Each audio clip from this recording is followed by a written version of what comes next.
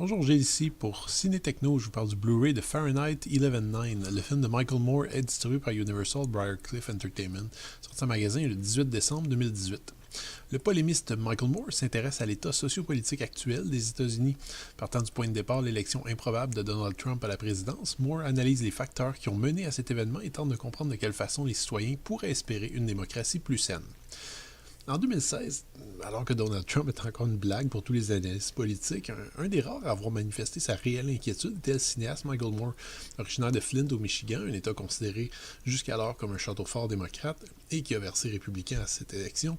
Moore était bien placé pour comprendre un peu les facteurs sociopolitiques qui ont mené à des millions d'Américains de voter pour ce qui est finalement un racisme misogyne assumé, sans expérience, à la tête du pays.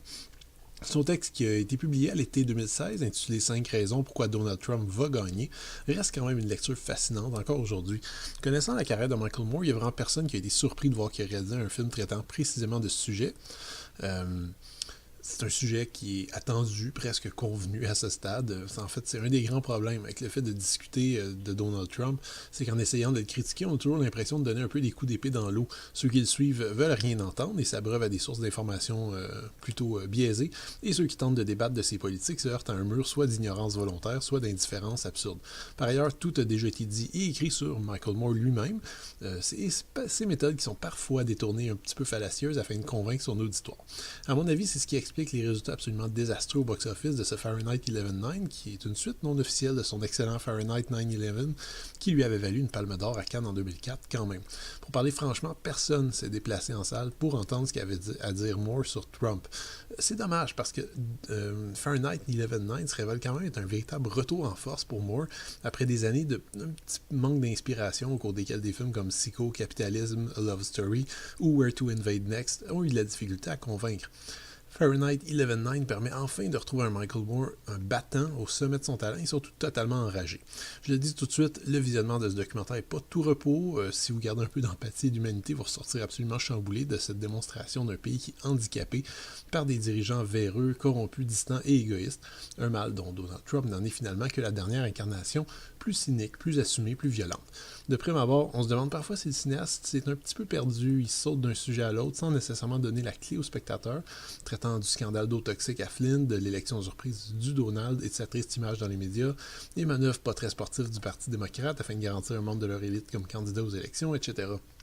Michael Moore verse presque dans le pied à Falardeau lorsqu'il présente des images d'Adolf Hitler sur un discours de Trump. C'est une méthode assez extrême quand même, qui malheureusement prête trop facilement le flanc aux détracteurs de Moore qui vont hurler à la loi de Godwin, mais pour sa défense, Moore prend son temps afin de mieux montrer à quel point certaines manœuvres du Führer afin de garantir une plus grande prise de pouvoir sont réutilisées encore aujourd'hui. On ne parle pas ici nécessairement de démoniser Trump, mais de faire réagir le spectateur, lui faire comprendre surtout que l'illusion de démocratie aux États-Unis est franchement mise à mal. Encore une fois, et c'est très clair ici, Trump n'est pas une nouvelle menace, mais l'évolution d'une menace qui était là depuis des décennies, à la fois du côté républicain que du côté démocrate finalement. Les pistes de réflexion qui tentent de nous donner espoir, les présentations des différents mouvements citoyens qui se portent à la défense des droits des enseignants, pour un meilleur contrôle des armes à feu, pour une démocratie participative plus juste, etc., sont un petit peu moins convaincants, malheureusement.